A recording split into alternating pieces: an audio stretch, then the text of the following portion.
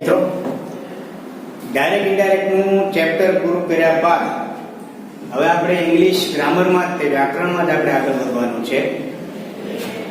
જોઈએ તો આપણે કયા ટોપિકની વાત કરવાની છે? વાત કરવાની છે ઈમેલ રાઇટિંગ. ઇંગ્લિશમાં આપણે ઈમેલ રાઇટિંગ. મિત્રો તમે બધા જાણો છો આજનો આ જે શબ્દ છે ઈમેલ રાઇટિંગ, ઈમેલ શબ્દ તમે બધા પરિચયમાં છો. તમને ખ્યાલ છે કેટલાક વર્ષો પહેલા, ઘણા સમય પહેલા ટપાલ વ્યવહાર હતો. માણસ પાસે ટેલિફોન કે કોઈ વ્યવસ્થા નહોતી ત્યારે ટપાલ વ્યવહાર હતો. ટપાલ આજે લખીએ અને ઘણા સમય પછી, ઘણા દિવસો પછી કદાચ પહોંચે તે ન પહોંચે એની વેઇટ કરવી પડતી. પણ આજે છેલ્લા કેટલાક વર્ષોથી આપણે આજે આ ટેકનોલોજીની દુનિયામાં જીવીએ છીએ અને એમાં મોબાઈલ, કોમ્પ્યુટર, બરાબર, ટ્વિટર, ઇન્સ્ટાગ્રામ વગેરે વગેરે આપણી પાસે ફેસિલિટીઓ છે અને એમાં આપણે અવારનવાર આ ઈમેલ શબ્દ સાંભળતા હોઈએ છીએ અને કદાચ તમે એનો યુઝ બી કરતા હશો, ઉપયોગ બી તમે કરતા હશો. ઈમેલ શબ્દ એ આખું તમને કહું, જીમેલ અને યાહૂમાં તમારા આખું એકાઉન્ટ ખોલીને તમે પોતાની ઈમેલ આઈડી બનાવીને તમે એકબીજાને મેસેજ કે કોઈ બી ડોક્યુમેન્ટ તમે આપલે કરી શકો છો. એવું નથી કે માત્ર તમે અહીંયા નહીં, તમારા ગામમાં, તમારા શહેરમાં જ થાય, પણ તમે ઈમેલ ગમે જગ્યાએ, દેશના, વિશ્વના ગમે ખૂણામાં વિધિન 1 થી 2 મિનિટમાં કે સેકન્ડમાં તમારો છે મેલ ત્યાં પહોંચી જતો હોય છે. એટલે ઈમેલ રાઇટિંગની વાત કરવાની છે. ધોરણ 11 અને 12માં બંનેમાં ઈમેલ રાઇટિંગ આવે છે. કારણ કે આજના સમયમાં તમારે ઈમેલ ની ટેકનોલોજી, જે મોબાઈલ છે, કોમ્પ્યુટર દુનિયા જાણવી જોઈએ અને એમાં ઈમેલ તમને રોજબરોજ તમને ઉપયોગમાં આવી શકે છે. તો ચાલો આપણે ઈમેલ ની વાત કરીએ. પહેલા ઈમેલ એટલે શું? ઈમેલ એટલે એક પ્રકારનો એવો મેસેજ, સંદેશો કે જે એક જગ્યાએથી બીજી જગ્યાએ વિધિન તમે 1 સેકન્ડ, 2 સેકન્ડમાં કે કોઈ બી સમયમાં ઝડપથી તમે ફાસ્ટલી ગમે કોર્નર ઉપર, ખૂણા ઉપર, દેશના કે વિશ્વના કોઈ બી કોર્નર ઉપર તમે ઈમેલ દ્વારા તમારો જે મેસેજ છે એ પહોંચાડી શકો છો. આ ઈમેલ છે થોડુંક તમારે રાઇટિંગ વિભાગમાં આવશે, જેમાં તમારે પોતાના મૌલિક વિચારો રજૂ કરવાના આવશે, પણ એનું એક કેવી રીતે લખવું ઈમેલ, એક એનું માળખું, એનું એક સિસ્ટમ આપેલું છે કે સ્ટેપ બાય સ્ટેપ ઈમેલ લખવાનો હોય છે. તો જોઈએ તો સૌથી પહેલા આપણે ઈમેલ છે એની વાત કરીએ તો કે ઈમેલ રાઇટિંગ.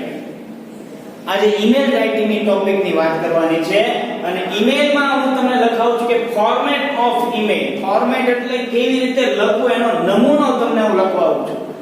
આ નમૂનો તમને આવડશે એટલે તમને ઈમેલ એમાં 50% તમને લખતા આવડી જશે. થોડુંક તમારું માઇન્ડ પછી વાપરવાનું છે. સૌથી પહેલા તમને ફોર્મેટ ધ્યાન આપો. તો ઈમેલ રાઇટિંગની શરૂઆત સૌથી પહેલા આપણે લખવાની શરૂઆત કરીએ. પહેલા તો કે ટુ, હાંસિયાની બાજુમાં તમારું પેજ છે આખું પુસ્તકનું ચોપડાનું, એમાં તમારે પહેલા ટુ, એકદમ નજીકમાં, વચ્ચે સ્પેસ નથી રાખવાની. ટુ માં શું આવે છે તો કે રિસીવર ઈમેલ. રિસીવર એટલે શું? તો લખ્યું છે કે મેળવનારનું આઈડી. આઈડી એટલે ઈમેલ આઈડી. મિત્રો માની લો આજે મારે ઈમેલ લખવો છે કોઈ બી વ્યક્તિને, બરાબર, તો મારે ઈ વ્યક્તિનું, જેને લખીને મોકલાવો છે ત્યાં રિસીવર, જે મેળવનાર છે, એનું તમારે ઈમેલ આઈડી અહીંયા લખવાનું છે. સામેના વ્યક્તિનું, હું લખનાર છું, ઈમેલ કરનાર છું, તો જેને મળવાનું છે એનું સરનામું અહીંયા, એનું આઈડી બનાવવાનું છે, ઈમેલ આઈડી. એ હમણાં હું તમને વાત કરીશ. ફ્રોમ કરીને, ફ્રોમ એટલે લખનાર. મિત્ર જે લખતો હોય તો એને રાઇટર કહેવાય. Writer email ID. રાઇટર એટલે શું? તો કે લખનારનું આઈડી. આ બે પહેલા મહત્વના છે મિત્ર. તમને પરીક્ષામાં છે, પેપરમાં, ટેસ્ટમાં પૂછવાનું હોય કે ફલાણા ભાઈએ ફલાણાને લખવાનું છે, તો જોઈ લેવાનું કોણ લખે છે અને કોને મોકલવાનું છે. ત્યાં રિસીવર કોણ છે એનું ઈમેલ આઈડી. તો ટુ માં રિસીવર અને ફ્રોમ માં રાઇટર. ત્યાર પછી તારીખ લખવાની છે. તારીખમાં ધ્યાન રાખજો, જે દિવસે તમે લખતા હોય ઈ તારીખ લખવાની છે. ડેટ બધું હાંસિયાની બાજુમાં, કોઈ વચ્ચે સ્પેસ નથી રાખવાની. ડેટ લખ્યા બાદ સબ્જેક્ટ. સબ્જેક્ટ એટલે શું તો મેં ખાલી જગ્યા રાખી. સબ્જેક્ટ એટલે કે તમે શેના ઉપર, કયા વિષય ઉપર તમે ઈમેલ કરો છો. એક્ઝામ્પલ તરીકે કહું કે મારે છે એ કોઈ માહિતી જાણવી છે તો મારે ઈમેલ કરવો છે. એક્ઝામ્પલ તરીકે તમને વાત કરું કે માનજો મેં ઓનલાઈન કોઈ વસ્તુ મંગાવી છે, એ વસ્તુ છે એમાં કંઈક ડેમેજ આવ્યું છે, નુકસાન વાળી આવી છે, મારે તો એ કંપનીને મેલ કરવો છે. તો મારે અહીંયા સબ્જેક્ટમાં લખવાનું કે જે પાર્સલ આવ્યું છે, I got the parcel, it was damage parcel. બરાબર. તો આ મેઇન સબ્જેક્ટ, બહુ લાંબો સબ્જેક્ટ નહીં, એક લાઈન વધે દોઢ લાઈનમાં તમારો સબ્જેક્ટ એટલે જેના વિષય ઉપર આપણે લખવાનો છે આખો ઈમેલ, એને સબ્જેક્ટ કહેવાય. તમે બધા સબ્જેક્ટમાં લખતા છો, ખ્યાલ છે? તમે ઘણીવાર વિદ્યાર્થી તમારે રેગ્યુલર સ્કૂલ ચાલુ હોય, તમારે રજા ઉપર જવું હોય ઘરે, તો તમે લખો શિક્ષક, એમાં વચ્ચે લખો વિષય, રજા આપવા બાબત. તમે જે ટૂંકમાં લખો છો ને એ અહીંયા સબ્જેક્ટ, જે તમારો સબ્જેક્ટ, જે મેઇન લખવાનો મેઇન વિષય, હેતુ, સબ્જેક્ટ છે એ તમારો લખવાનો. ગ્રીટિંગ અને સેલ્યુટેશન. ગ્રીટિંગ સેલ્યુટેશન એટલે શું? તો કે અહીંયા તમારે રિસ્પેક્ટેડ સર, ડિયર ફ્રેન્ડ, જે તમારા શબ્દ તમારા પિતાને લખતા હોય તો રિસ્પેક્ટેડ ફાધર, કોઈ તમે સાહેબને લખતા હોય તો રિસ્પેક્ટેડ સર, કોઈ મેનેજરને લખતા હોય તો રિસ્પેક્ટેડ મેનેજર.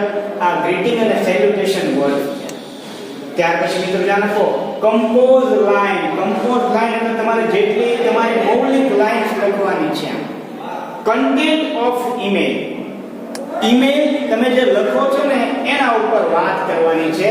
આનો અર્થ થાય છે વિષય મુજબ લખો. તમારો જે વિષય હતો, એક્ઝામ્પલ તરીકે તમને વાત કરું કે તમારે આજે રજા લઈને ઘરે જવું છે, તો તમે લખો ને કે મને રજા આપવા બાબત. સબ્જેક્ટમાં એમ લખો મને રજા આપવા બાબત, પણ અહીંયા તમે વિગતવાર લખો ને કે ભાઈ મારે શા માટે રજા, તો કે સાહેબ મારી તબિયત નરમ છે, છેલ્લા 2 દિવસથી દવા લઉં છું, તો બધું તમારે આમાં લખવાનું.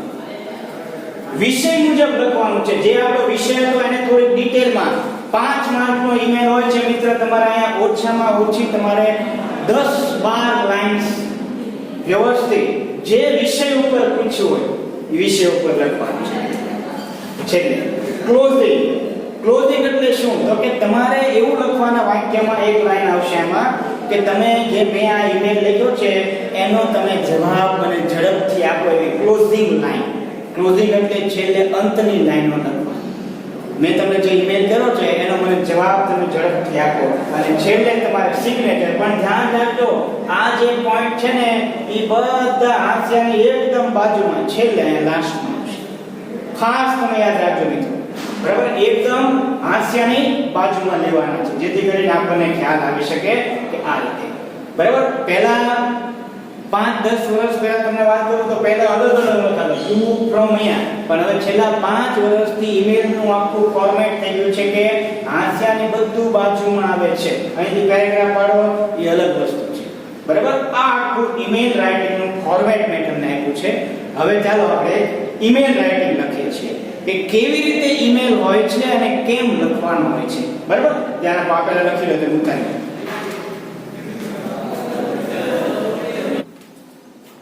મિત્રો જુઓ, ઈમેલનું ફોર્મેટ જોયા બાદ આપણે એક ઈમેલની વાત કરીએ છીએ, લખીએ છીએ. ક્વેશ્ચન એટલે પ્રશ્ન છે.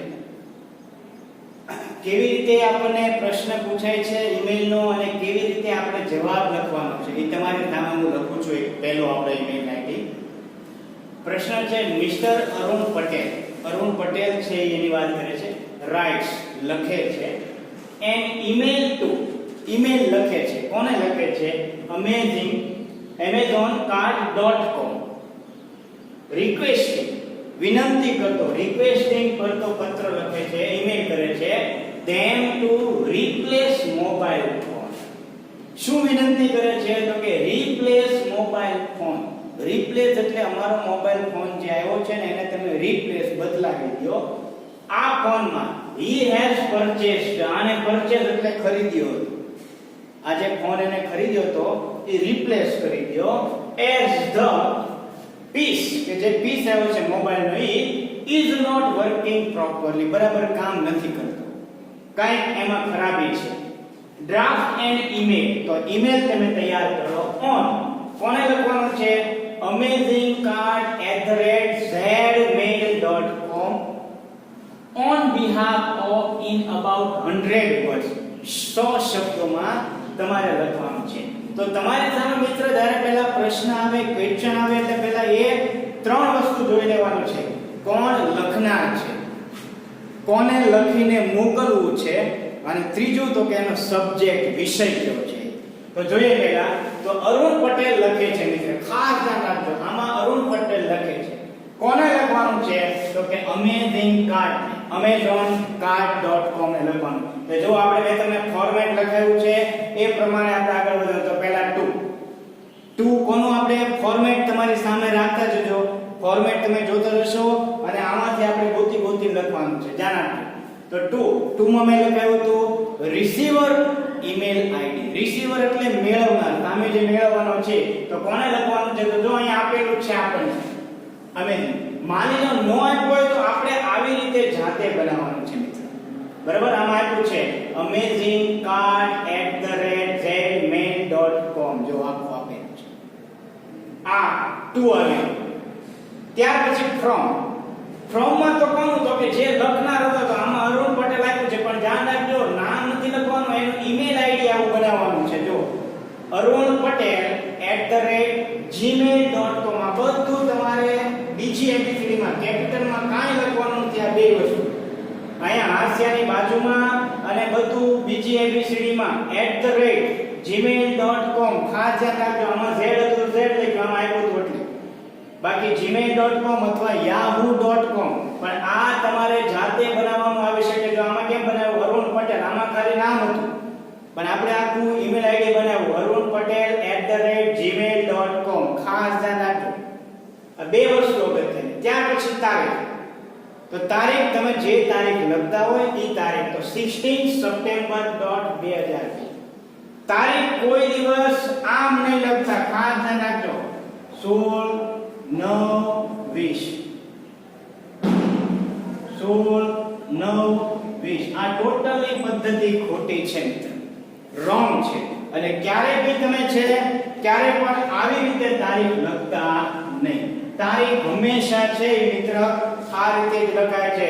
16 ની ઉપર th, સપ્ટેમ્બર મહિનાનો અડધો લખો એટલે ટપકું અને 2020. અથવા તમે આવી રીતે બી લખી શકો છો સપ્ટેમ્બર 16th 2020. બે માંથી તમને જે રીતે અનુકૂળ આવે એ રીતે લખવાની. પણ મેં જે હમણાં અહીંયા સમજાવ્યું હતું એ પ્રમાણે લખતા નહીં. આ ટુ, ફ્રોમ અને ટેગ. હવે આવે છે સબ્જેક્ટ. સબ્જેક્ટ શું કીધું તો આમાં કીધું તો કે મોબાઈલ, રિપ્લેસમેન્ટ મોબાઈલ ફોન. તો રિપ્લેસમેન્ટ ઓફ મોબાઈલ ફોન. વિષય હંમેશા નાનો લખવાનો કે ભાઈ અમારો મોબાઈલ તમે બદલાવી.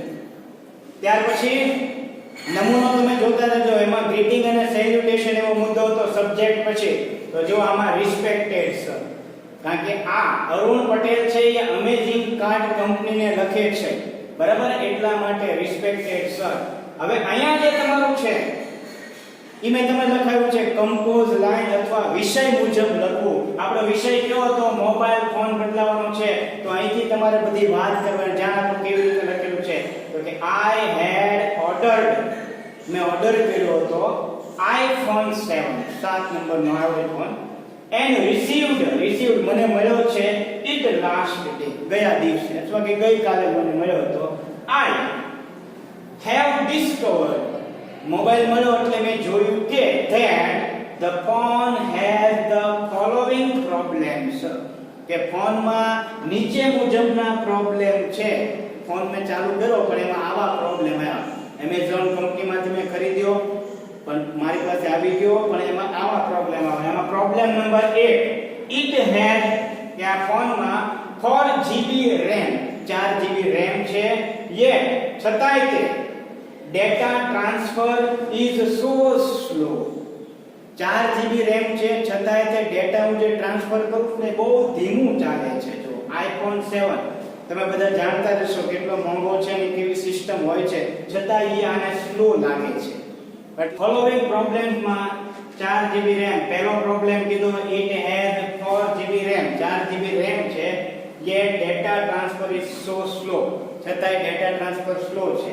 બીજો problem it is overheated while installing some application, કે જ્યારે એપ્લિકેશન અમે ડાઉનલોડ કરીએ છીએ ત્યારે ફોન વધારે હીટેડ એટલે ગરમ થાય છે, ઓવર હીટેડ. આ બીજો બે પ્રોબ્લેમ છે. મોબાઈલ મગાવ્યો એમાં બે પ્રોબ્લેમ નીકળ્યા એટલે આ ઈ કંપનીને મેઇલ કરે છે કે મને બીજો ફોન બદલાવી દો. આ એને વાત કરી, એના ફોનમાં તકલીફ છે. પણ હવે ધ કાઉન્સમાં કન્ઝ્યુમર રાઇટ એક્ટ 2015 ગ્રાહક સુરક્ષા અધિકારી નિયમ 2015 પ્રમાણે અને સેલ્સ ઓફ ગુડ્સ એક્ટ 1979 ના જે ખરેખર વસ્તુ સારી આપવી જોઈએ એ કાયદા પ્રમાણે, જો કાયદાની વાત કરી આને પહેલા એને પ્રોબ્લેમ ફોનમાં થઈ વાત કરી અને કાયદા પ્રમાણે મેક્સ ઇટ એવું બતાવે છે an implied term of the contract, એવો કોન્ટ્રાક્ટ સરકાર સાથે આ અધિકારી પ્રમાણે નિયમ પ્રમાણે થયેલો છે કે ગુડ્સ એટલે વસ્તુ, માલ, સામાન, બી એઝ ડિસ્ક્રાઇબ્ડ કે તમે જે બતાવી છે એ પ્રમાણે ઓફ સેટિસ્ફેક્ટરી ક્વોલિટી, સંતોષકારક ગુણવત્તાવાળી હોવી જોઈએ એન્ડ ફિટ ફોર પર્પોઝ અને તમારા હેતુ સાથે યોગ્ય હોવી જોઈએ. બરાબર, આવો આ કાયદો એ બતાવેલું છે. હજી થોડુંક બાકી છે, આ થોડુંક ભૂસીને પછી આગળનું લખું છું. તમે આગળનું કન્ટિન્યુ રાખવાનું છે. આમાં નામ હજી પૂરો નથી થયો. છેલ્લે આપણે ફિટ ઓફ પર્પોઝ, બરાબર, એ લખ્યા પછી આગળ અહીંયા એમાં આગળ વધવાનું છે. As you are in branch of contract કે તમે જો આ જે અધિકારના નિયમ પ્રમાણે તમે બી આ કોન્ટ્રાક્ટમાં હોય તો I am entitled to have the phone replace, તો મારો આ ફોન છે એ મને રિપ્લેસ બદલી દેવો જોઈએ.